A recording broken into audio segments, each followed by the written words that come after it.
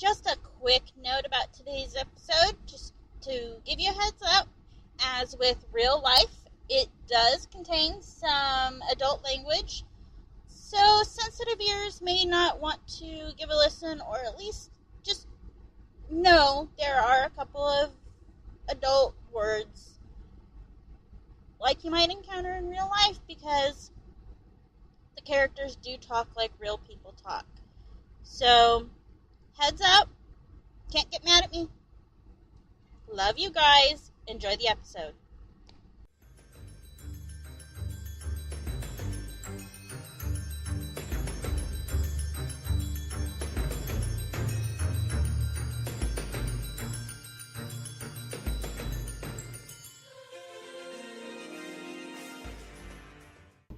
Welcome back, bookworms. It's time for another book on the bookshelf. And I'm Julie, of course, your guide through today's book. This book is on sale right now on Kindle for 99 cents for book 1 and 2, so I highly suggest you run out and grab it while it's still on sale. And if you're wondering how I felt about the book, go back and listen to the last episode that was uploaded this week. It is a review, full on, tell you everything I like and dislike about the book. But to give you an idea, this book has 26 ratings on Amazon and it's still 5 stars. So that's pretty good for a book. It's a romance, current contemporary romance, in the somewhat police motorcycle club mystery genre, I guess you would say. It's called Never Letting Go, Secrets and Lies, Book 1 by Roxy Love. And this is the blurb. Lisa. My life was turned upside down the day I left my husband. My real name is Isabella, but now I am known as Lisa. I ran away, changed my looks and my identity. That bastard is finally in jail and will never hurt me again. I am living my new dream life in an amazing house on the beach. My new quirky elderly neighbor, Mary, is a riot. I even have an awesome dog now. What I wasn't planning on was falling in love again, until I met him, the hot cop who just moved in next door. I tried to resist him, but it's too damn hard. He doesn't know my secrets. The question is, how long can I keep them for? Nick. Life has a funny way of throwing you punches when you least expect it. I wasn't expecting on coming home to my fiance cheating on me, nor was I expecting on being out of work on an injury. Surprises just keep being thrown at me left and right, but the best was when I met Lisa, my new neighbor. She has been the only good thing that has happened to me, and I am damn well going to make sure nothing screws this up. Tony. I know I hurt her. I know she hates me. She doesn't understand. It wasn't me. I wasn't in my right mind. She is all I think about. I will find her. Amazon estimates this to be about a 4-hour read, about 193 pages. I imagine you will probably read it a little faster. I ended up staying up late to read this one because I thought knew what I was doing. I thought I was going to be able to put it down. I was wrong. This book gets going almost right out the gate, and it doesn't really stop. So, let's jump in, read the first few chapters together, and then you can run out and buy the Kindle version for 99 cents. Also grab book 2, if you want to know why. Jump on over to the review and find out. It's also on sale for 99 cents. Let's show Roxy some love. Go to the Facebook page, facebook.com/thebookshelfpod, and you'll find all of the information and links about Roxy and this book, so you'll be able to find it super easy. Okay, let's jump right in. Okay, and here we go. Chapter 1, Lisa. I awoke to the sounds of the waves crashing. Buying this house was the best decision I have ever made. It is a beautiful contemporary 2-story beachfront house with a balcony off of the bedroom. I have always loved the beach. The salty scent of the ocean, the serenity, the beauty. It all brings me peace of mind. Peace of mind was exactly what I was looking for when I bought this house almost a year ago. My decision to leave my old life behind, or escape is a better term, was well planned out, just in case the opportunity arose. And boy did it in a big way. Lisa Mariani is my name now. Formerly, Isabella Valenti. My soon-to-be ex-husband Tony was arrested and hauled off to prison 3 days before I left town. That is how long it took me to get my finances together and find this place. 3 days. I couldn't get out of that house fast enough. I have done everything in my power to make sure if and when he gets out of prison, he can't find me. In the end, he was controlling, abusive, drug-addicted son of a bitch. He wasn't bad in the beginning. I guess abusers never are. He owns a tattoo studio. He is so talented. People from all over were hearing about his work. They were driving and flying out to be tattooed by him. His art was realistic, beautiful, amazing even. That is how we met. I had a couple of tattoos, but nothing too extreme. I could never really afford a tattoo by a really good tattoo artist until I opened my own salon. I was a hairdresser for 6 years. I finally built up enough clientele to open my own salon. My business was finally booming to the point where I was able to pay my bills, put money in a savings account, and still have enough money to spend on whatever I wanted at the end of the week. That was when I decided to get a tattoo on my side. Mike, my best friend Mia's husband, from my hometown in Providence, Rhode Island, had told me about Tony. He said he had an old buddy, Tony, from his unit in the Marines. Tony had told him of his dream to someday have his own tattoo shop. He was young back then, so he was still up-and-coming artist.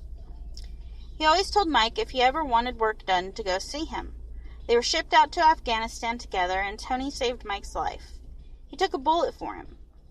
Mike had always wanted to find him and thank him. Years later, Mike saw an article in Ink magazine about Tony. He saw photos of his work. They were the best he had ever seen, and his studio was only a 4-hour drive away in New York. He looked at the shop and gave him a call for me. Mike had also wanted another tattoo, so what better excuse for us all to take a vacation and go on a road trip? Tony was happy to talk to him and told him he would do anything for a former Marine brother. We had to wait for 6 months because he was fully booked out. He was able to block off a few days for us in December. The week before Christmas, Mike, Mia, and I headed out to New York. We had an amazing week. It was such a fun, happy time for us. The moment I locked eyes with Tony, I was in love. He was 6'3" and was extremely built. He had gorgeous hazel eyes and dark brown hair. He had some scruff on his face, and his body was a canvas of biomechanical artwork. He had that all-around bad boy look that you would be worried to introduce to Mommy and Daddy. To me, he was a god. Successful, kind, gorgeous. Mike got his tattoo first while Mia and I were in the room with him. They reconnected and shared stories. I got to know a little about him during this time, so it made me more comfortable for when it was my turn. He gave me exactly what I asked for, and it came out beautiful. From under my right breast onto my ribs and down my hip, I got red roses with black lace. It is a very feminine, sexy piece. To say I loved it is an understatement. It took a couple of days to complete it.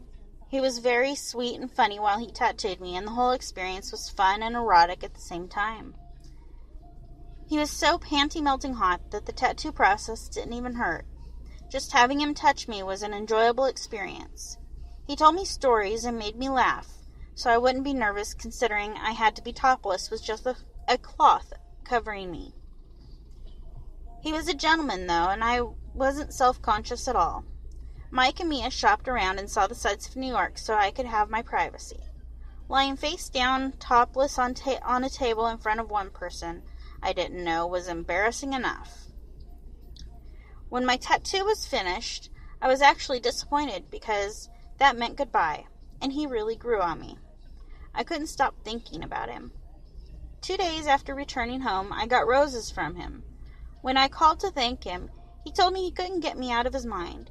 He wanted to see me again. He asked if I could make another trip out there to see him. Of course I was giddy with excitement.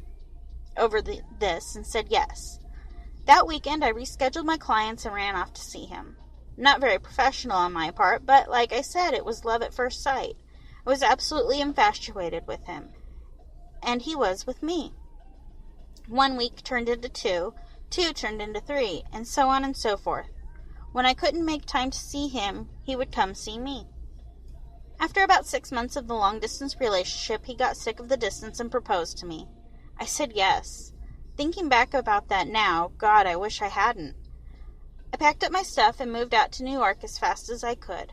Tony owned the building his tattoo studio was in. The place next to his was vacant, so he offered it to me to open my salon. It didn't take me long to build up a clientele because his clients and clients' wives started coming to me the moment my door opened. We got married 1 week after I moved in with him in his house in Orange County. We were happy for a while. He was good to me, always polite and caring. Don't get me wrong, we had our moments when we would argue, but making up was always worth the fights. Sex with that man was amazing. When I wasn't in the salon with my clients, I was in the shop assisting him with his. He always knew where I was. I didn't have my own car, so we arrived together and left together, no matter who was done first. And I was happy to be so close to him. I got to know some of his repeat clients. He surprisingly had a lot of different types of people who came to see him. Of course, his main base were in motorcycle clubs, but he also had businessmen, lawyers, doctors, even teachers. Then he had friends that would just come to hang out if their friends were being worked on. It was always busy. After a few months, things started to change. A new MC called the Phoenixes started coming to him for their tattoos. I started noticing that every Friday around 3 o'clock, one of their brothers would show up with a package and Tony would give them money for. When I asked him about it, he would brush me off or tell me it was special ink they wanted him to use on them. Of course, I didn't believe him, but I was also afraid to dig deeper. I was avoiding the truth. Tony started getting moody. He was very short with his answers when I would ask him a question. If any of the Phoenixes showed up, he did not allow me to be in the same room as them. I had to stay in my salon. I would try to listen through the walls, but he would blast music so loud that I couldn't hear anything. After a while, he started changing. He would get easily irritated and pissed off. If anyone so much as looked at him weird, he was ready to fight. I would see men walk in and walk back out within 2 minutes. It was obvious he was selling. And he was selling for the Phoenixes. Then the addictive behavior started. It was clear when he was itching for a fix. He used heroin, but not as often as cocaine. Cocaine was his drug of choice. I walked in on him one night in the bathroom. He left the door open, and I wanted to grab my cream. I saw him face down, snorting lines on the vanity. He looked up and said it wasn't what it looked like. He explained that he was having financial problems and started temporarily selling just until he could dig himself out of the hole that he dug himself into.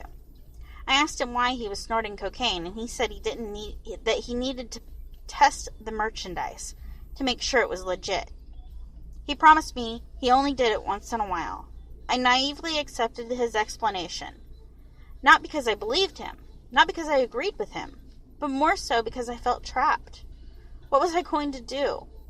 How stupid would I look moving back home to Rhode Island, telling my friends and family what a stupid choice I had made? I would never hear the end of it. Beg my clients to come back to me? Forget it. It wouldn't work. I had too much pride. Instead, I settled for his explanation, hoping things would get better, and he would stop like he said he would. Unfortunately, it only got worse. He started using more and more. The only times I would see him clean is when my friends Mia and Mike would come to visit, and even then he would use, just smaller doses. Mike is a cop, so he could never offer them to stay with us if it was a long visit. When Mia would ask, I would have to make up excuses. Mike noticed a change in Tony, and I lied and said he was under a lot of stress at work. I could tell that Mike knew there was more to it. I would call Mia on the days I had off and he had to work. Otherwise, he would listen to my conversations and make me hang up if he thought I was going to tell them what he was doing. His paranoia was getting out of control. He was always looking out the windows, at home and at work. If the house phone rang, he would yell at me not to answer it and just to let it ring. He would say if it was important, they would call our cell phones. He started covering the computer screen and televisions with towels for fear of the government listening to us. The first time he hit me, I was so upset I called Mia. I told her and Mike we had a fight and he hit me.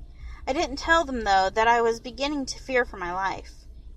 I didn't tell them I found a box of guns and ammo under our bed while cleaning. I had no idea how deep he got himself, but it was clear he was in over his head. Mia wanted me to go stay with them. Mike was livid and ready to hop in his truck and come get me. He told me I could get a restraining order. I refused to because I knew how dangerous the people he was dealing with was. And I was not about to put anyone I cared about in danger. I regretted telling them and started to panic immediately. When those thoughts came to me, I started making up excuses for him and made it sound like it really wasn't as bad as I made it out to be. That I antagonized him. Later, when I got home, he cried and begged me not to leave. Told me he would cut ties with the club and quit the drugs. The small part inside of me that still loved him gave him another chance, and then another, and another. He did ask to end ties with the club, but he was pulling in such a profit for them they wouldn't let him. I eventually found out he was selling arms in the shop, too. It was out of control. My life was falling apart. The beatings were happening more and more frequently.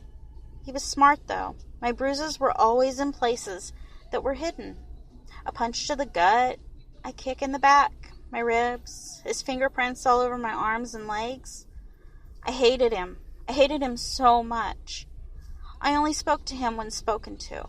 I slept facing the wall. Sex? If I didn't give in, I was beaten and raped. I swore he was going to kill me. I was so scared for my life. I never told Mike and Mia about the beatings after the first time.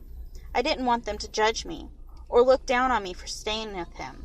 I was also afraid they might show up to try to rescue me. With Mike being a cop, that would be his first instinct. I couldn't put my best friends at risk. I also didn't want to put Mike in the awkward position of locking up the man who saved his life. I knew he had guns. They were everywhere. I even thought about grabbing one and killing him. But what good would that do me, except give me a life sentence?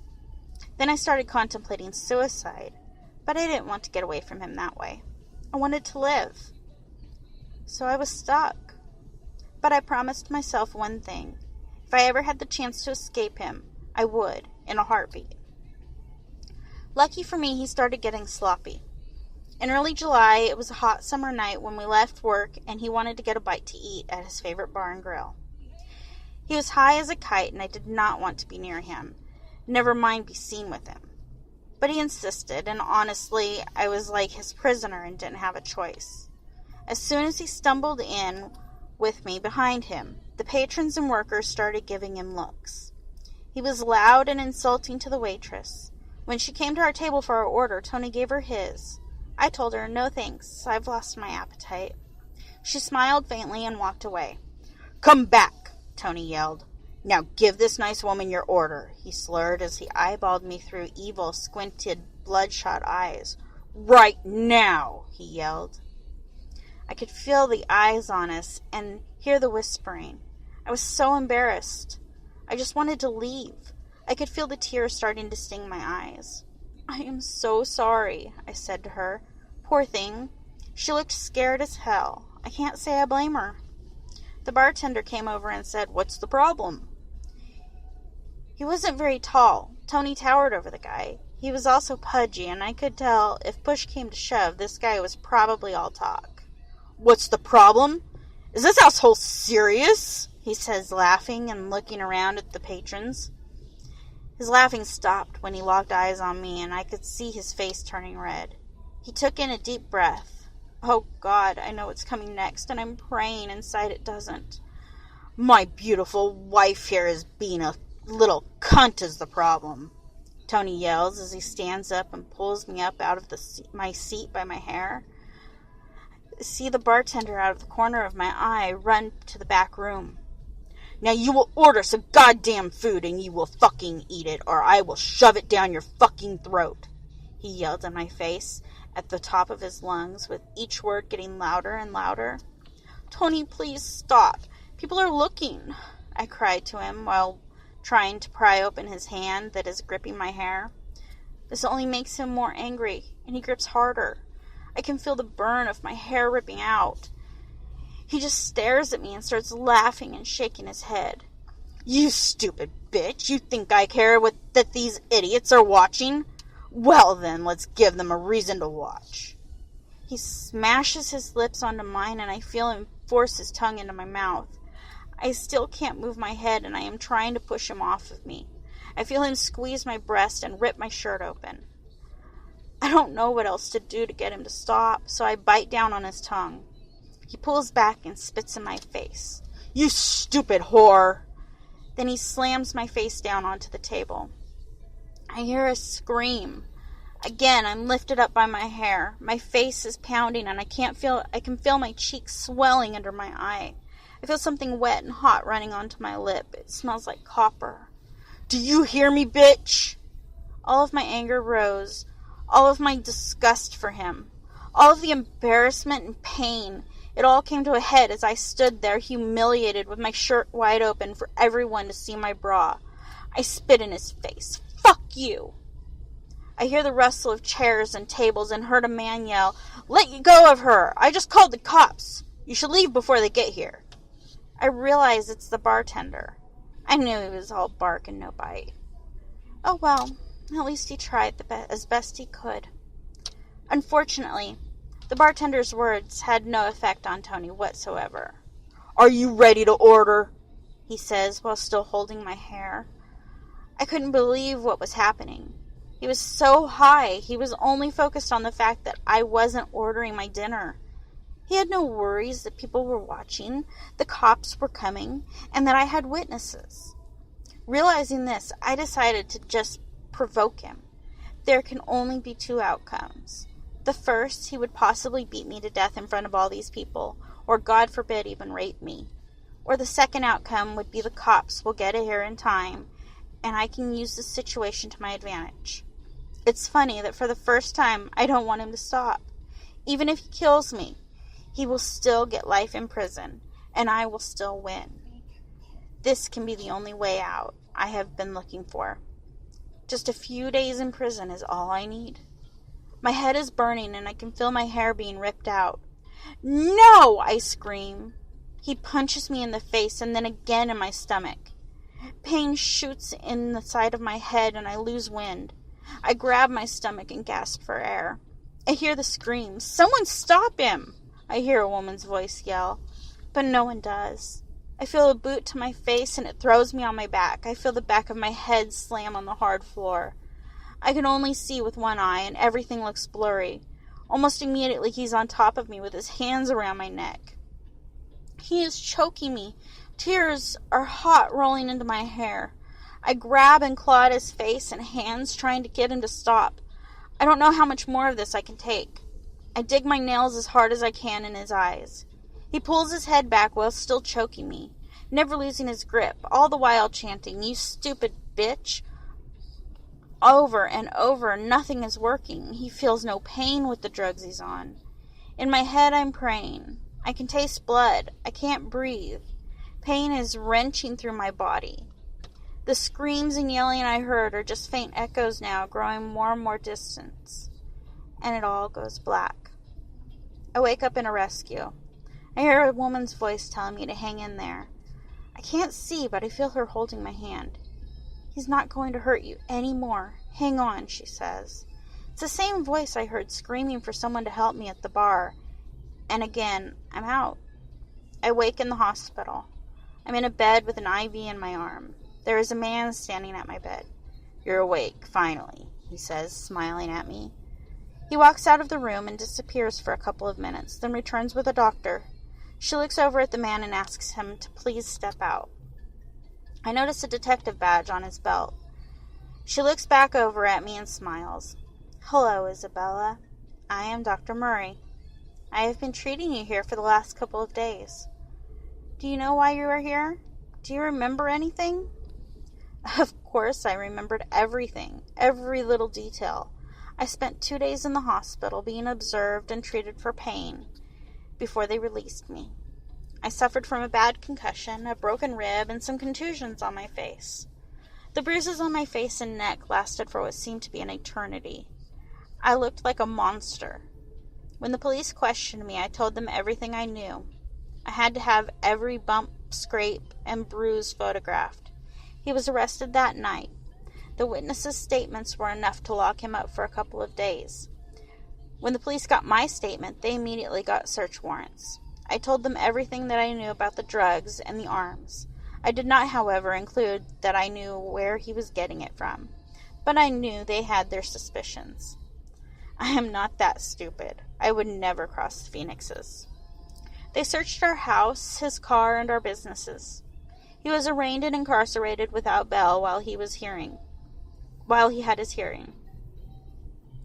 Between the drugs, the arms, the domestic assault, and witness testimonies, he was sentenced to 2.5 years imprisonment with a chance of parole after 1 year.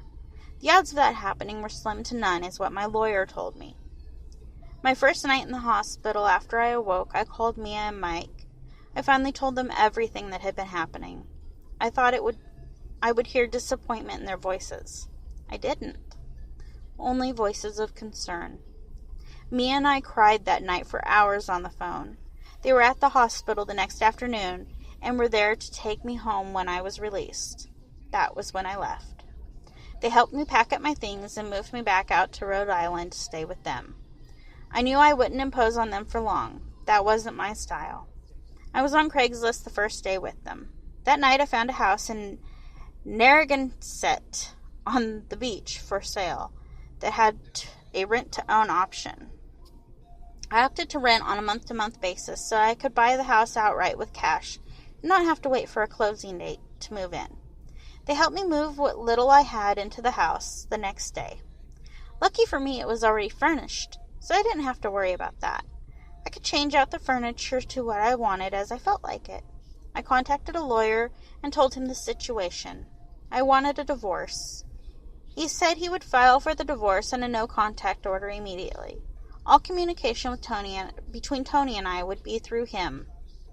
I would finally have a fresh start, and for that I was so grateful and excited. A new start. That was exactly what I was thinking about while I lay awake in my new bed, listening to the waves.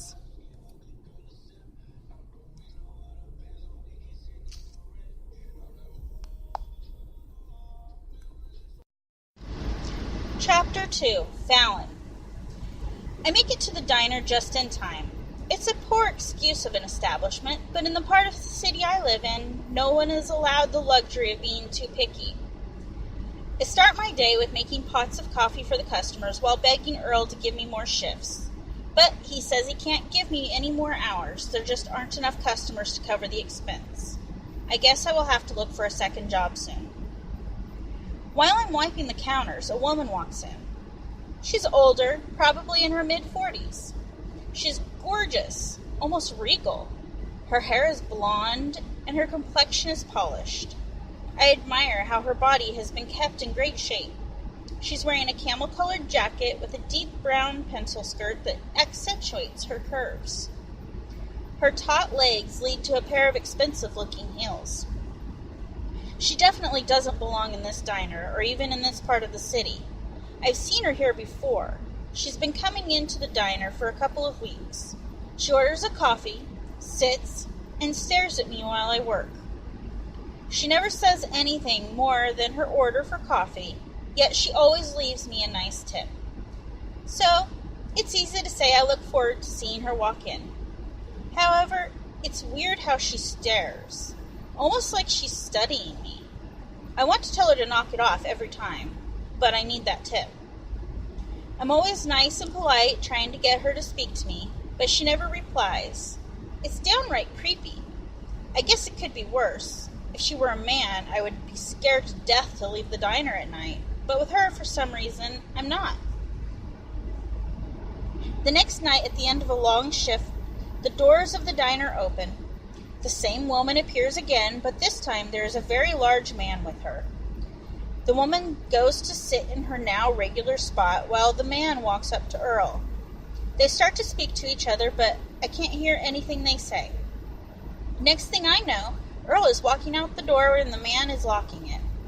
I turn to look at what's going on, and the woman starts to speak to me. Fallon, I would like for you to have a seat with me, so we can finally learn about each other. I gasp. How do you know my name? She points to my name tag. Of course. That's how. But then she says, I know a lot about you, Fallon. She has me baffled. What do you mean? She tilts her head towards the chair and says, Join me for a conversation, dear, won't you? As I walk up to her, crossing my arms, I say, I don't know. I don't think I like you very much. She laughs and says, this is where things get interesting. See, I don't care whether you like me or not. I am not looking for a friend. You not liking me is not a problem I have, but for you, that's a problem you don't want to have. See, we don't have to be friends, but we can be allies. She pauses, appraising me some more, then continues. I could teach you so much. I snicker towards her. What could you possibly teach me? Well, for starters, to understand me. I'm like a chameleon. I can be what everyone dreams of me to be. I can also be your worst nightmare. I am a very dangerous woman, when and if I need to be. Then she asks, Tell me, little girl, what is it you want? What are you expecting out of life? She gestures to the diner. Do you want to stay at this dead-end job for the rest of your life? Maybe find love with some piece of shit who will treat you badly. Or do you want more? I shake my head, becoming defensive. I don't know what you want or who you are, but that is none of your business. She smiles. That's where you are wrong. What are your dreams? Do you want to find your place in life? Do you want love or to be rich beyond belief? Perhaps you want power. Desire, my dear, is the answer to all your problems. When you're desired, it can be extremely powerful, like a drug. To fit in, to be loved, to be rich, you must be desired. Then, and only then, can you become powerful. I have seen so many girls like you, Fallon, come and go, wanting all of it. Stupid girls, not knowing the basic steps to achieve their goals. I thought I saw potential in you at first, but now I am questioning myself. And that is something I rarely do. You see, my dear, I am cunning, patient, and always listening. I am always watching instead of speaking just to be heard. When I want to be heard, trust me, I will be. They will all listen, because nothing leaves my mouth without a purpose. Her eyes burn through me as she tells me, Sit down, I am losing my patience. Without a second thought, I sit as ordered. She self-righteously continues, You stated you don't like me. That was an attack without knowing what direction this would lead. In poor taste, I might add. You see, your words don't affect me, because you did it without thinking. You tried to show power without having any. What do you think I was going to do? Cry? She lets out a small laugh and continues, Words, especially yours, are not sharp enough to do any damage. File your teeth, little girl. I bite, and when I do, I go in for the kill. Scared yet? What do you want with me? Knowledge. What kind of knowledge can you possibly want from somebody like me? See, you might like me after all, little girl. Tell me, are you a virgin? Shocked, I say, I don't see how that's any of your concern. But it is. I will teach you. However, I never do anything for nothing. I return her stare and ask, again, what do you want from me? Simple. I want a daughter-in-law. With a chuckle, I say, what? You can't be serious. I don't know what kind of game you're playing, but hush, little one. The games I play are to win. You can either stay here or come with me. I can promise you that I can offer so much more than what you already have. Are you interested? I look straight at her, waiting to see if I notice any signs that she's pulling my strings. I keep an eye out for any loose screws she might have, yet I see none. She looks dead serious. Curious, I say, tell me more. Now, I see I have your attention. Answer my question. I'm not in the habit of repeating myself, dear. Are you a virgin? I surprise myself by answering, yes. Wonderful. Let's begin. Chapter 3. Lisa. My cell phone rings next to my bed and startles me. Hello? I answer in my most upbeat voice I can muster. Good morning. I'm coming over. We are beaching it today. Mike is out with his friends today, and I am a free woman. I will be there in an hour. Be ready, bitch. Mia hangs up immediately after making her morning announcement. That is her way of not allowing me to say no. I laugh as I put my phone back on my nightstand. Well, okay then, I say to Rocky with a smile. I guess we are beaching it today. He is not hearing it and feeling as lazy as I am this morning. He's just sitting at the side of my bed staring at me with his big blue eyes. I push his head off my stomach and hop out of bed. Rocky follows me downstairs. I open the door and let him outside for a second time this morning. The first time, he followed me back up to my room. I usually don't allow him in my room, but he was too cute, and I couldn't help it. He suckered me into letting him follow me up. He knows his boundaries, though. He wouldn't dare try to hop on my bed.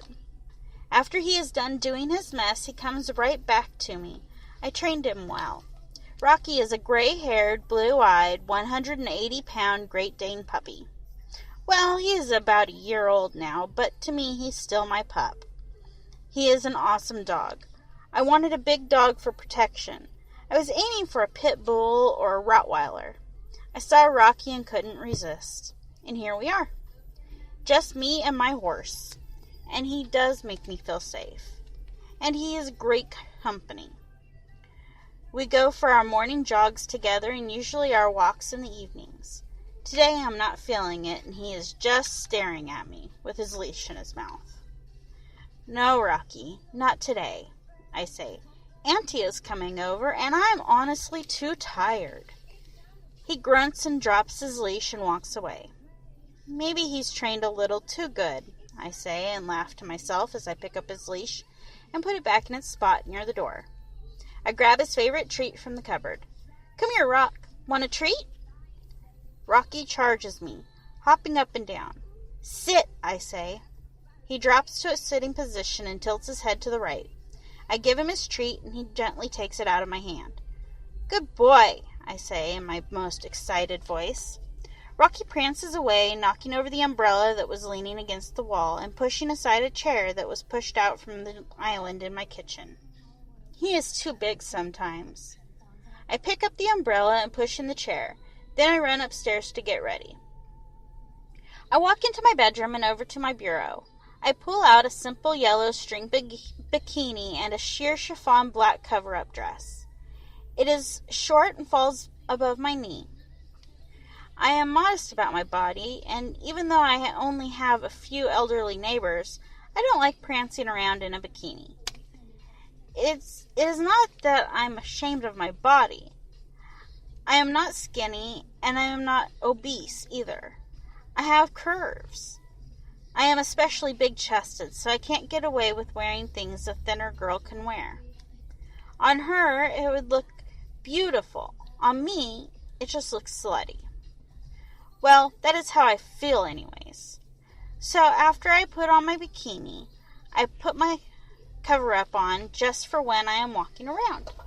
I throw my long blonde hair up in a messy bun on top of my head. I already have a nice base tan, so I rarely have to put on makeup anymore. I will be in the sun anyways. I put on my waterproof eyeliner. I do the top lids and wing them out. Then I put a little on my bottom.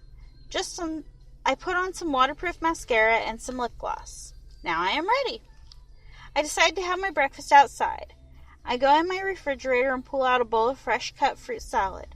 Then I make myself a bowl of oatmeal. When it is done, I grab my breakfast and Rocky and head outside. Mary is outside watering her plants when I sit down at my table. Mary and her husband Vito are the sweetest neighbors and always entertaining. I couldn't love them more. They remind me of my grandparents who passed away more than 10 years ago. My parents were killed in a car accident when I was an infant, so my grandparents raised me. How I miss them. Mary and her husband are in their 80s, retired, and enjoying the rest of their lives here on the beach. They have been together for over 50 years. I couldn't ask for better neighbors. Rocky sees Mary and excitedly runs up to her. She looks so tiny and frail next to him. "Oh, my baby boy," she says as she grabs his face and pats his head. Rocky knows not to be rough with her, almost like how animals know to be gentle with babies. He is the same with her, and she adores him. "Guess what Nana has for you today," she says as she slowly walks to her deck as he follows her with an excited prance and grabs a dog treat for him. She has her own box for him at her house. She is always buying him new treats and toys. "Have your treat first, and then Nana will give you your present." She holds the bone in the air over his head. He stays seated and is panting and drooling, looking at the bone. "Be gentle," she says as he slowly takes the bone from her hand. He gulps it right down. Doesn't even chew. I don't know how he does that. "Good morning, Mary," I yell over from my table. She doesn't respond. She is a little hard of hearing. She just continues with Rocky. "Good boy, Rocky. Who's Nana's good boy?" Rocky is wagging his tail and spinning in circles. He knows not to jump around her when he is excited. "Come on with me. I have a surprise for you," she says as he happily prances next to her. She walks over to her deck and grabs a tennis ball. She throws the ball in the air as far as she can. Not very far, but far enough for Rocky to run for it. He dashes into the sand for the ball and runs into the water with it. Mary screams and laughs excitedly like a child. Rocky runs back onto the sand and lies down to chew on his ball. He will probably shred it in a few minutes. Tennis balls never survive for long at my house. This time, I get up and walk over to her. "Hello, dear," she says with a huge smile. "Good morning. It is beautiful out right now, but I hear it's going to heat up real soon," I say to her. "Give me that heat," I say. "It's better than the cold," she says. "So, did you hear the news? I haven't seen you to tell you." "No, what news would that be? And please tell me it's good," I say. I can't help but get nervous and expect the worst when people say that to me. "Oh, good news. We have a new neighbor. And what a looker," she says while nudging me and raising her eyebrows up and down. "I saw him looking at the house last week with an agent. Vito and I were on our way out, and I told Vito to pull the car over to the driveway so I could get to the scoop. I opened my window and said hello. He introduced himself, but I can't remember his name. I asked him if he was going to be our new neighbor, and he said he is moving in this weekend. I tell you, that hotsy-totsy can lay his shoes under my bed any time," she says. "Oh, my God," I say as I laugh. "So what did he look like, this looker of yours?" "Well, he was tall, dark, and handsome. I think he was Italian, or maybe Irish. Oh, who knows? He was good-looking, and that is the point. And I asked if he was married, and he said no. And he is single, she says again, nudging me and wiggling her eyebrows. That's nice, and I see where you are going with this, but I am not ready for a relationship with anyone at the moment. So you can have Mr. Tall, Dark, and Handsome. We both turn around and look when we hear a beep and a car pulling up the driveway. Rocky barks and runs excitedly over to Mia's car. Hello, she says with contagious laughter as Rocky jumps up and down at her door, waiting for her to come out. As soon as she opens the door, he is sniffing her and licking her. Ah! She screams and laughs at the same time. Can I get out of the car before you tackle me? Rocky, down, I say sternly as Mary is calling him and laughing. Oh, that mud is too big for his own good, Mary says. Well, have fun today, my dear. I'm off to get ready for my hot date. Vito is taking me to a rub at the mall, she says, excited. What's a rub? Are you getting a massage? I say as I look at Mia, who is still wrestling with Rocky as she walks over to us. Rocky, down! I yell again. Mia laughs and says, he's fine. We are just playing. Why, you don't know what a rub is? I guess you kids don't use that term anymore. It's a dance party, Mary explains. Oh, no, we don't use that term. But have fun. Don't do anything I wouldn't do, you hotsy-totsy you, I say to her, laughing. Mary laughs and turns to walk away. I hear her say, you too, don't take any wooden nickels now. Mia laughs and looks at me. What about wooden nickels? I have no idea, I say, shaking my head. She is crazy, and I love her. Well, how could you not? She looks like Sophia Petrillo from the Golden Girls. I love that show, Mia says. She follows me back over to my patio set. I go to sit and have my breakfast when I realize it's gone. Rocky, I say. Well, it's my own fault for leaving it where you could get it while I was talking to Mary. Aw, Mia says. I haven't eaten yet either. How about we go out for breakfast? That sounds amazing. Just let me get Rocky inside and we can go. I look for him and he is running in and out of the waves. Okay, on second thought, let me grab a towel and dry him off first. I laugh. I love this dog, but sometimes he is a pain in the ass. I run in to grab a towel. My stomach can be heard growling throughout the house. I can't help but have the new hotsy-totsy on my mind. When I laugh and shake my head at Mary, the things she comes out with are too funny.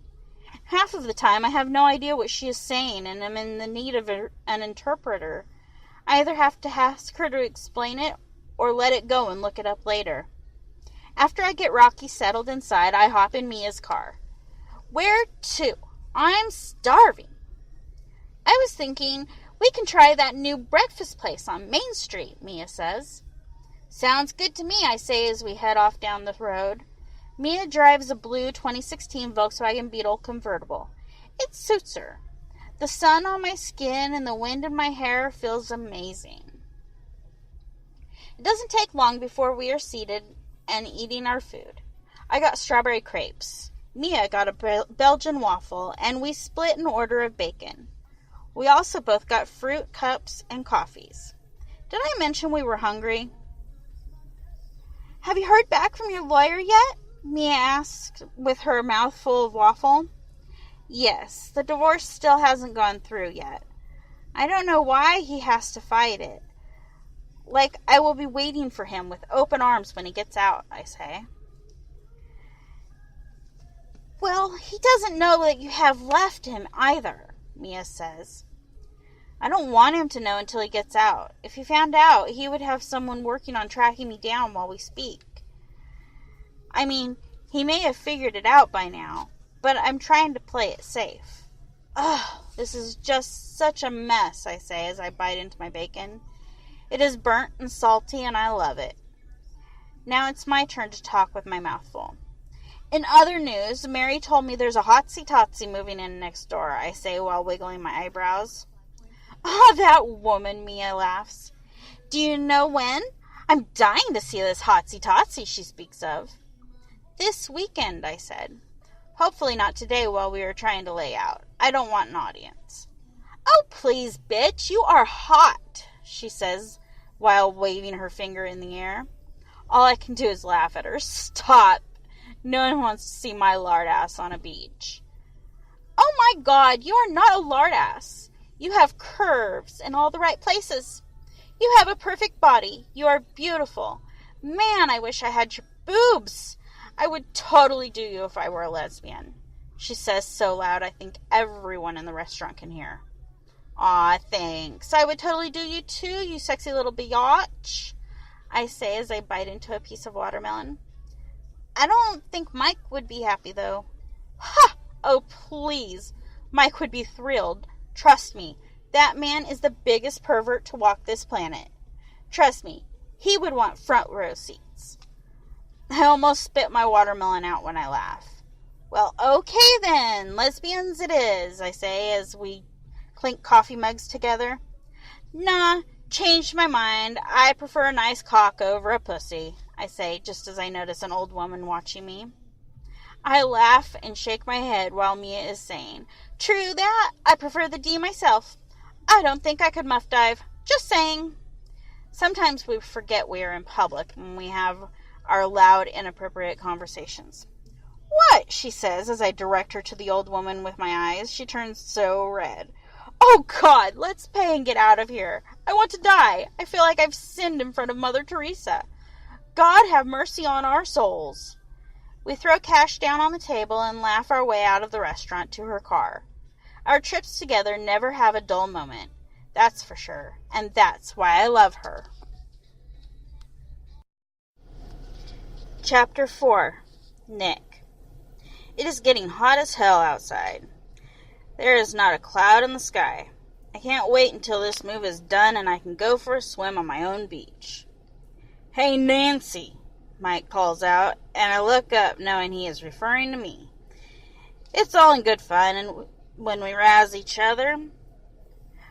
I know you must be exhausted, so why don't you head there now with your truck and start unloading the small stuff while us real men finish up with the heavy shit. At first I was about to say, fuck you, but then in my head I thought, I'm sweating balls out here and we'll get a good laugh when they pull up and I'm in the cool ocean with an ice-cold beer. He has been busting my nuts all day because I'm not supposed to be doing any heavy lifting. Hey, I can't help it that I'm injured. These poor guys are working their asses off while I'm mostly just directing at this point. There are a few big pieces left, so honestly, I'm feeling a little useless here. Okay, sounds good, Pickle Dick, I say. It is a 32-minute drive to my new house. I'm exhausted, more from the heat, I think, than the actual move. We have been loading the trucks for 3 hours in this heat. The heat index is 104 today. I picked an insane day to move. I feel sore, sticky, and wet from sweating. I'm wondering why I even bothered to shower today. I pull up the driveway and pull my truck into the garage and close the door. Maybe I will pretend to not be home when the guys get here, just to get a laugh. I need my revenge somehow. I enter the house from my one-car garage, and do another walk around and admire my new home. It is definitely the kind of home I always dreamed of having. Gray-stained hardwood floors on the first floor and dark gray plush carpet upstairs. Black and gray granite top counters in the kitchen and bathrooms. Light gray cabinetry throughout. I have a half bath on the first floor and a master bath in my bedroom upstairs, complete with a jacuzzi tub in the corner and a shower when you walk in. The floor and walls are done in an Italian porcelain tile. I would love to try out the shower right now, but that will have to wait until later. I look around my bedroom. It's an average-sized bedroom. The closet to my right has a double-door mirror. If I place the bed just right, that mirror can come in handy. Yep, definitely putting my bed directly across from it. On the left side is a large picture window. I look out the window and see that my neighbor's house is the same, but set up opposite mine, so our bedroom windows face each other. There is also a sliding glass door that leads out onto a balcony. There is already a curtain rod up over the door with long white drapery. The walls throughout the house are very light gray. I have one white room, and it is the living room, across from the kitchen. I hear a car pull up and step out on the balcony to see if it's the guys. There's no way they're here already. I see Mia's car and a blonde get out of it. "Just let me grab some towels," the blonde says as she goes into the house. Neither of them see me, and I step back inside and close the door. See Mia head out to one of the 2 chairs set up by the water. A huge gray dog runs out and pounces her. Of course she laughs and plays with the dog. This dog looks like he can have my leg for dinner. I love big dogs. I hear the door close and see my new neighbor, and from what I can see, she looks like she may be decent looking. I watch the back of her as she walks to her chair. Okay, long legs, nice. She takes her bleach blonde hair out of her bun, and it is long and wavy. Very nice, very nice. Midsection, can't tell because she has on some kind of black beach shirt dress thingy. She hands a towel over to Mia, and the 2 of them lay their towels over their chairs. I can't see her face that good. I wish I had binoculars right now. I see Mia take off her sundress. I try not to check her out of respect to Mike. But I'm a guy, so I can't help it. Mia has long brown hair, probably a B-cup, tight ass, and the body of a dancer. She is beautiful in an elegant sort of way. Blondie, that's what I will call her since I don't know her name, is talking to Mia and playing with the dog at the same time. She puts her elastic in her mouth and starts putting her hair back up in a big bun again. Why do chicks always do that? Either leave it in or wear it down. I prefer when hair is down, but what do I know? Finally, she is grabbing at the hem of her top to take it off. As she is pulling it up, I see she has a flat stomach and some ink on the side of her torso, and it looks hot as hell. I can't make it out. Looks like red and black flowers, and hello, she has a pair of jugs that could knock the socks off a blind man. As she turns around, my eyes move down to her ass. That ass! It's nice and round, high and plump. She has a perfect hourglass figure. This chick's body is a wet dream. If only I could see her face better. Hopefully it's not a butterface. With my luck, that is most likely the case. I jump as I hear a loud growl coming from my yard. Shit! I look down and see the beast looking up at me, and all eyes are on me now. Great. So much for not looking like a stalker. In a panic, I dodge back into my bedroom. Well, I'm definitely not going out there now, seeing that my dick is hard as a rock. I will just wait inside until the guys get back. Then I hear a loud engine coming up the driveway. You've got to be kidding me. A horn starts honking. Well, fuck me. I give myself a minute before heading outside. It is Jake in the moving van and Rob in his truck. Jake is opening the back of the van. Rob hops out of his truck. Where's Dick Sniffer? I ask. Out of the corner of my eye, I see Blondie and Mia walking towards her house, dragging the growling, foaming at the mouth dog. Rocky, stop! I hear one of them yell, but I can't tell who. His name would be Rocky. He stopped to get gas and said he was going to get us some pizzas for lunch, Jake said. Nice, I say. I look in the blonde's direction, and she is looking at me. Maybe even gawking. Yeah, I know you're checking me out, baby. I give her my sexiest smile and wink as she's approaching. She is gorgeous. Her eyes are an aqua blue, perfectly shaped full lips and a straight small nose. She has her top back on, but I know what's under there. So you're the creep in the window. And is the dick sniffer my husband you were talking about? I'm still looking at Blondie, who is now smiling at me. I pull my gaze away from her and look over at Mia. Mia, I say in my utmost excited voice. I open my arms for a hug, and she just pushes, or tries to push me back. I don't budge. Dick sniffer? Who's a dick sniffer? I look at the guys, and they both point at me. Thanks for the backup, guys, and I will have you know that Mike has been calling me Nancy and Twinkle Toes all day, suggesting I wear dresses and whatnot.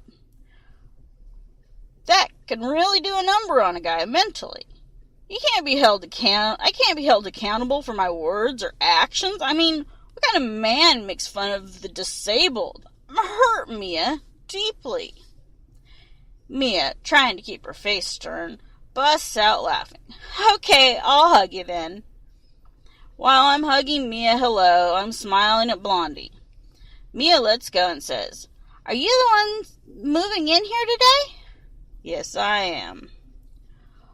Why didn't Mike tell me you got this house? Mia asks, confused. Beats me. Jake interrupts us and shakes my hand. Tell Mike thanks for the pizza. The girls can eat our share. Rob and I are taking off. I have a hot date with Jenny in a couple of hours, and I gotta head back and shower first.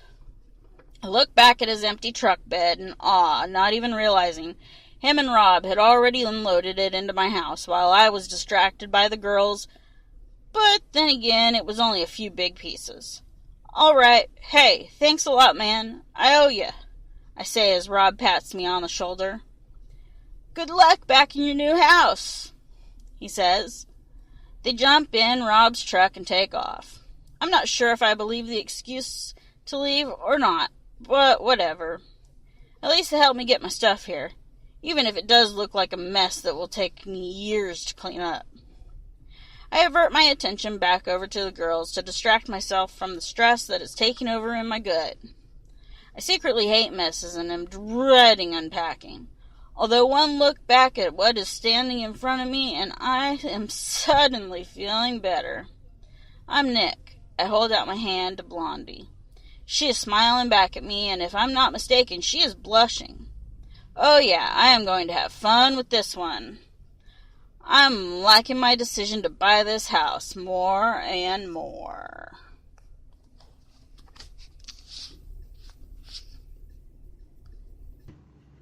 Chapter 5, Lisa. Oh, holy hell, this guy is hot. He reaches for my hand. He's staring into my eyes, smiling, and I am lost in his. Tall, dark, and handsome is right. His hair is dark brown and slicked back. His eyes are a dark brown and intimidating. He has a great tan, and from what I can tell, an awesome build. I don't see any tattoos on him. I'm not used to seeing a hot guy without them. I can feel my pulse racing. Lisa. My name's Lisa. So you're Hotsy-Totsy. Hotsy-Totsy? Nick asks, with a confused look on his face. I can't help but laugh. Mary, the older woman you met last week. She told me about you, but couldn't remember your name, so she dubbed you Hotsy-Totsy, I said with a wink. The sound of an engine comes up quick on us as we see Mike pulling in. Mike hops out of the car with Mia practically tackling him.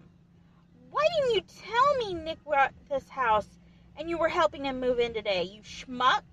She said as she punches him in the arm. Ow, man. I'm going to have to ask you to stop or I will have to cuff you. She punches him again. Nick and I can't help but laugh. They are pure entertainment. I didn't know until he told me a couple of days ago and asked me to help him move. I figured you would come here and I wanted to surprise you is all. Damn. Also, have I mentioned how beautiful you look today? Not a good excuse at all. Obviously someone doesn't want any tonight. Mia turns her head in disgust and rolls her eyes. Simultaneously, Nick and I say, ooh, followed by the four of us laughing. Come on, babe. Today was my day to show these off and impress you, Mike says while flexing his biceps. Well, I'm not impressed.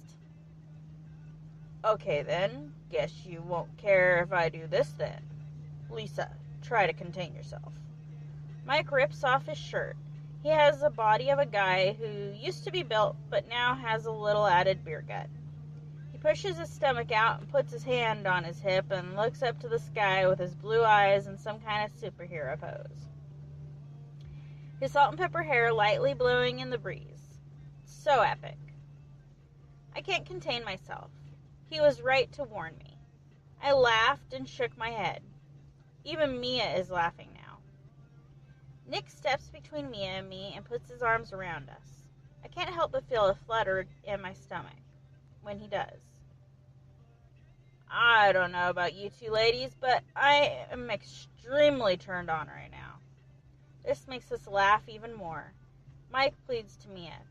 You'd better forgive me before Nancy over here makes a move for me. Mike throws his shirt and it lands on Nick's head. God, it's wet! Nick bends over and gags. Fucking gross. He gags again.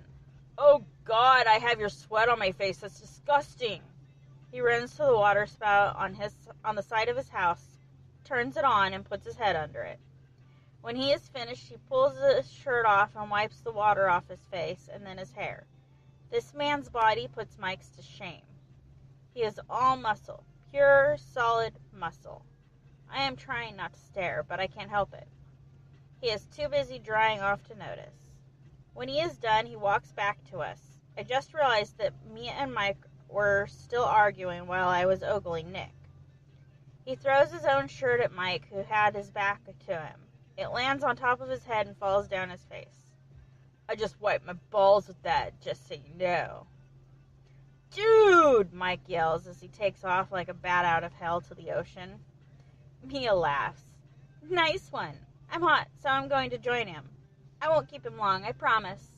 I just have to make him think I'm still mad at him, so he will do anything to make me happy later. See ya! She yells as she runs off to be with Mike. I look over at Nick, who is watching Mia run to the water and smiling, his picture-perfect smile. I look back at Mia. She just jumped on Mike and pushed his head under the water. She totally ditched me. She left me with this hot guy that I don't even know. This is now so awkward. I'm going to kill her. I don't know if I should stay or leave. So, how long have you lived here? Almost a year. You will love it here, I'm sure. It's very quiet and peaceful. I mean, besides the waves. And occasionally Rocky's barking. Rocky is my dog, but that's about it. Like, no loud parties or anything. I'm babbling. He must think I'm so lame. Cool. So, it's just you and Rocky over there then? No husband or live-in boyfriend or anything? Just us, that's it. His question makes me nervous. I still don't know how to respond to that. Husband? Oh, yeah. But I'm trying to divorce him and he's not cooperating. Why are you divorcing him, you ask? Oh, because he used to beat the shit out of me. Come, let's discuss it over tea and crumpets. Nice, he says with a smile. So you will be free to come over for dinner some night when I'm all unpacked. I am an amazing cook, believe it or not. What do you like to eat? I'm not picky. I love Italian, Chinese, seafood, meat and potatoes, you name it. I probably like it. Ugh, fat girl problems, I say as I laugh and look up at him. You are far from fat, Blondie, he says as he looks me up and down. Now his face is serious, and I feel his eyes are burning through me. I feel the need to distract him. I don't want us to end up in bed together, because I think he's insanely hot. So, what if I'm separated from Tony? Technically, we're still married until I can get him to sign these damn papers. And I'm not a cheater, no matter what the circumstances are. Speaking of food, I break a stare and look at Mike's truck. Didn't your friend say Mike was getting pizza? Did he get it? Oh, right, let's see. He walks to the truck as I follow him. I look down at his ass. I can't help myself. It is a nice, tight ass. Ha! Pizza! He grabs 2 boxes out of the truck. Want some? He wiggles his brows at me. None for me, thanks. Mia and I just had breakfast a little while ago. Breakfast? He looks at me like he's confused. That's when I realized it's going on 2 o'clock. It was a late breakfast. Okay, breakfast for lunch. We ate. I'm still stuffed is my point. I just need to get away from this guy. He's making me hot in all the wrong places, and I have no room for this in my life right now. I just can't. Okay, well then maybe you can help me out a little. I have nowhere at the moment to sit and eat. I see you have a nice patio set over there. Maybe I can use your table and chairs, and Mike and I can eat there when he decides he's done boinking his wife in the water. What? I look and see Mike and Mia have clearly made up. Boinking? I'm not sure, but definitely some heavy making out and groping going on. I look back over at Nick, who is smiling at me. Oh, okay then. So, yeah, table, sure, follow me. Damn it, Mia. He follows me, pizzas in hand, to the table. He places them down. I'll grab some plates. Cool. I have a few beers left. I'm just going to grab them. I go inside and grab the plates. Rocky runs to me and sniffs me. He runs to the door and wags his tail. Okay, you can come out too. Give me a second. I realize my heart is racing. I'm not sure if it's from the heat or Nick. I grab a glass of water for myself and gulp it down. Rocky starts barking and I hear a chair move outside. He's back. That was quick. I go up to my screen door and am now face to face with Nick again. My dog wants to come out. Rocky is barking and growling at the same time. Let him out. Well, he is going to jump on you. He doesn't know you, so just act calm and relaxed, and you will be fine, I say nervously. Please don't let my dog attack my hot neighbor. It's okay. I love dogs. I'm not scared. Let him out. He's smiling at me, but he has no idea what he's in for. Okay, I say nervously as I nervously open the door. Whoa, Nick yells as he jumps back as Rocky runs and jumps on him, standing 7 feet tall on his hind legs. He is towering over Nick, who looks to be about 6 feet. Nick rubs Rocky's cheeks. What's up, buddy? Rocky sniffs Nick's mouth as he talks to him. He hops down and runs circles around him while wagging his tail and panting. Nick bends down and pets his head and then his back. He's a good boy, he says, as he looks up at me. I realize I am staring at them dumbfounded. I'm starting to rethink my choice for watchdog. Nah, he says as he rubs Rocky's belly, who now, by the way, is lying on his back. He just knows a nice guy when he sees one. They sense it, you know. Bad guys. You know, don't you, Rocky? You know who is up to no good and who isn't, don't you, bud? Rocky rolls over and runs to the water when he hears Mia scream. We both look and see Mia come back up from the water and splash Mike. Rocky splashes into the water and hops all around them, barking. They are laughing and now playing with Rocky. My knight in shining armor, you saved me. We hear Mia yell to Rocky. I look back over at Nick, who is staring at me again. Well, you may not be hungry, but you must be hot. Excuse me? Hot, as in want to go for a swim. Oh, yeah, no, I get it. And I don't. Let's go. I'm sweating balls and I'm jealous. He walks backwards towards the water. Come on, let's go. Everyone's doing it. He winks. I'm watching him smiling. He is too cute not to. It's officially my first time in the water over here. Don't make me be the third wheel with me and Mike. That would be awkward. Okay, fine, I say and pull my top off and throw it on a chair. It is really hot out here. You're damn right it is. That's the spirit.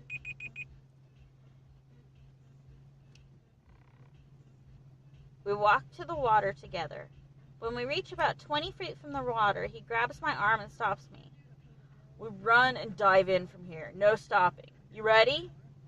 Let's go, I say as I take off running. Right as I make it to the water and go to dive in, I feel an arm grab me around my waist and I am catapulted in the air with Nick into the water. I ended up deeper in the water than if I had dived in myself. It is so hot outside that the water doesn't even feel cold. It's refreshing though. As I come up for air, I move my hair off my face and behind my head. I wipe my eyes and open them. I see Nick in front of me. Before I can say anything, Rocky swims in between us and licks my face. "Aw, you're such a good boy," I say to him. "Thanks." I look up at Nick and he is smiling. "Oh, the dog. I thought you meant me." Mike yells out, "You look close enough like a dog. I see why you are confused." In one big splash, Mia splashes them both in the face. Oh my God, stop. You guys can't ever be nice to each other? We spent another 20 minutes or so in the water while the guys bantered with each other. We swam and had some good laughs, splashing each other, making jokes, just all around having a good time. Then we got out and the guys ate their pizza while Mia and I finally got to lay on our chairs. "Babe," Mike yelled, "I'm going over to Nick's to help him set up some of his furniture and stuff." "Okay," Mia yelled back. As I watched them go inside, I knew the time was right, and I immediately started it on Mia. "What the hell? Mike knows the new guy? How much has he told Nick about me? Please tell me he doesn't know about me. I told Mike no one can know. I can't take any chances of someone finding out who I am and word somehow traveling back to Tony. Oh my God, what was he thinking?" I say frantically. "Nick is Mike's best friend since they were kids. He doesn't know anything about you. That was the first thing I asked him when we got in the water. Don't worry." "Oh, thank God." "He said he didn't tell him anything about you. He said he just told him that my best friend lives on a beach in a beautiful house and that the house next door to her is for sale. That was all he told him. So until meeting you today, that was all that Nick knew. All he knows is whatever you have told him." "Okay." I lay back and take in a deep breath. "Okay."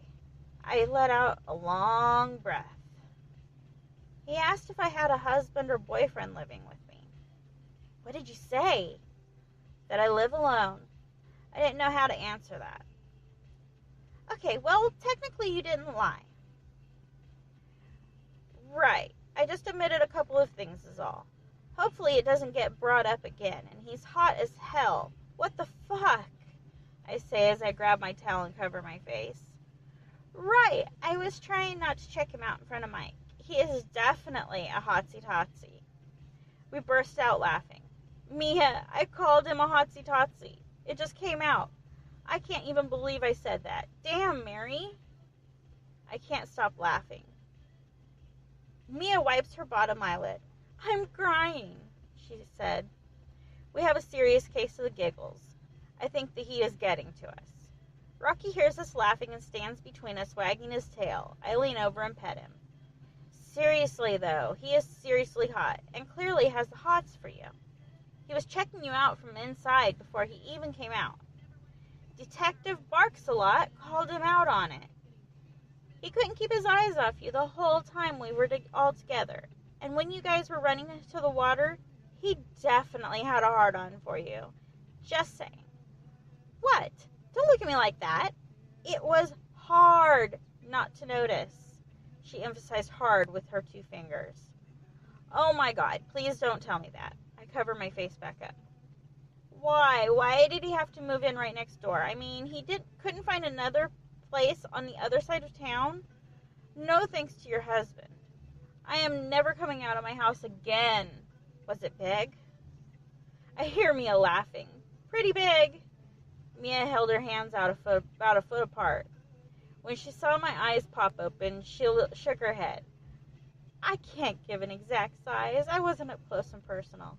Let's just say he was pitching in a nice-sized tent, okay?" "All right. You aren't being very helpful. Try and help me not like him, will you?" "Well, maybe it's not a bad thing. I mean, he is a cop. He can help protect you when Tony gets out if he comes after you." Really? What? You know he will be looking for you. What are you going to do if he finds you anyways? I honestly don't know. Call the cops? Knock him out with something and run away again? I feel myself falling from the high I was on just a few seconds ago. Now I have the anxious feeling in the pit of my stomach.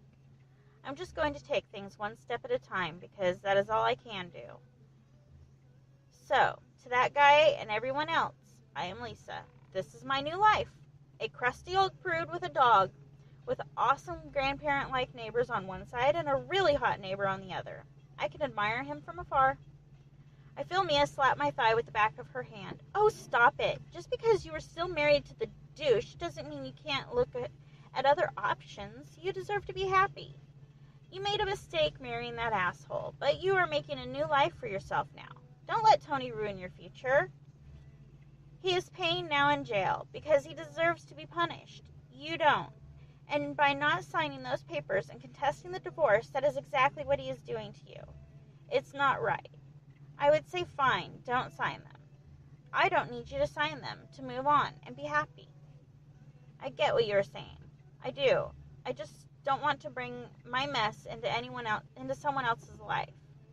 If I moved on and Tony found me, he would make our lives a living hell. He is a monster. Yeah, he was awesome in the beginning. I loved him so much. I was crazy about him. But then those scumbags got to him, turned him into a drug-addicted monster.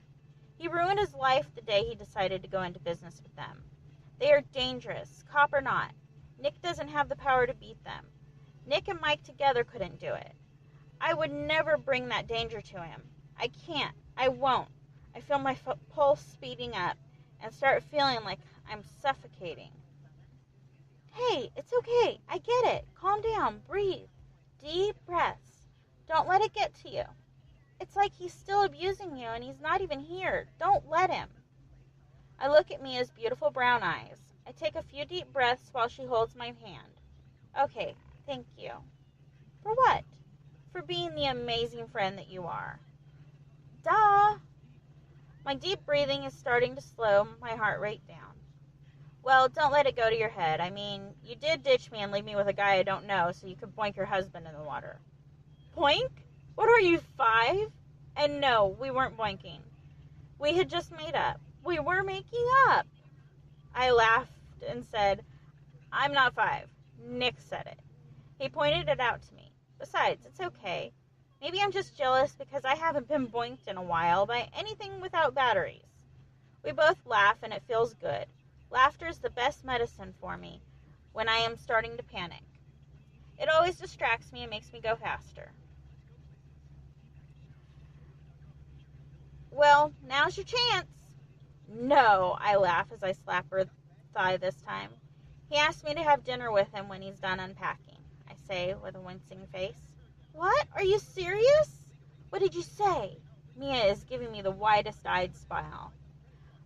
I don't even remember, one step at a time. Even if I did, it would only be because he is a friend of Mike's and I don't want to seem rude. I have to at least act neighborly. That's a neighborly thing to do, right? Yeah, neighborly. That's a way to look at it. So if he wants to maybe, I don't know, insert his penis into your vag, would you let him? I mean, it would be neighborly of you if you did. I retract what I said. You are an awful friend. I hate you. Mia laughs a husky laugh. Bitch, I love you too. Okay, that's the last of chapter 5. If you want to read on from chapter 6, you're going to have to run out and pick up the book. Head over to facebook.com/thebookshelfpod, and we'll have all the information there so that you can find the book, pick it up for yourself, grab the second book too, and jump in and enjoy some stories from Roxy Love. Have a great week and keep reading, bookworms.